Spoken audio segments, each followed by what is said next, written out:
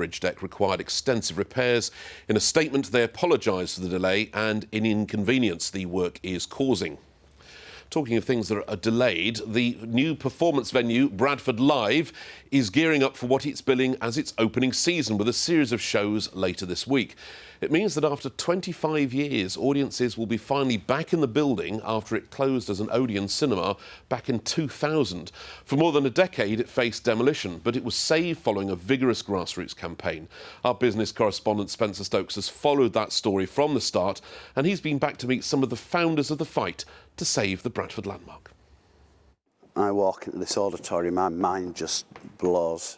A Bradford landmark back from the brink. After a 20-year campaign, Mark Nicholson's dream of seeing the old Odeon reopened as a state-of-the-art concert venue has been realised. I'm pinching myself because 20 years ago, this was like my wildest dream. Built as a super theatre in the 1930s and then converted into a 3-screen cinema in the 60s, the building closed in 2000.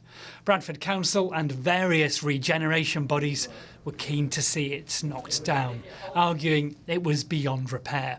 If it is demolished, that heart will be removed. But Bradfordians had a different view. Bradford lost a lot of great buildings in the 1960s and 70s. People really were right to say, no, we can't lose another important building that means a lot to us as citizens, but also means a lot to the city culturally. We came up with this event called Hug the Odeon that could have gone very badly for us, because if we'd have had, say, 20 people turn up, we'd have been finished. Because how can we say we're representing the views of Bradford if nobody comes to support it? So there was that massive risk element, but thankfully it paid off. Slowly the mood changed, and after 2011, Bradford Council tentatively backed restoration. But it was another decade before building work began. The final cost, more than £50 million. And for Adrian Hartshorn, worth every penny. He remembers seeing the Beatles and many others play here in the early 60s. The American stars, Count Basie in the Doctor, Tom Jones, Shirley Bassey.